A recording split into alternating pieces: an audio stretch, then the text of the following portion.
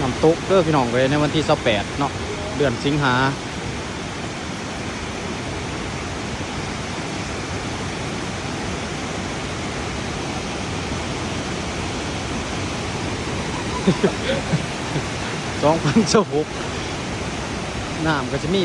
ปริมาณซ้ำนี่เด้อพี่น้องเลยเนาะ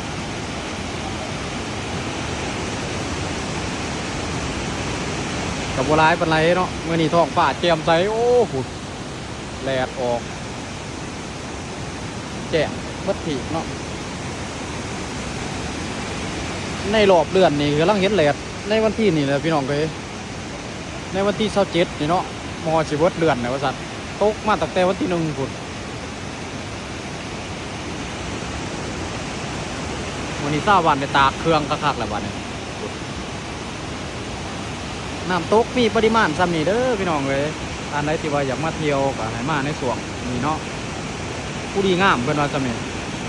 หลายคนนี่ก็เป็นตาย่านนั่นวะ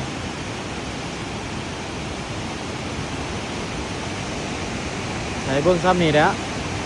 สิอัปเดตเป็นแต่ละหยะเนาะงามซ้ำ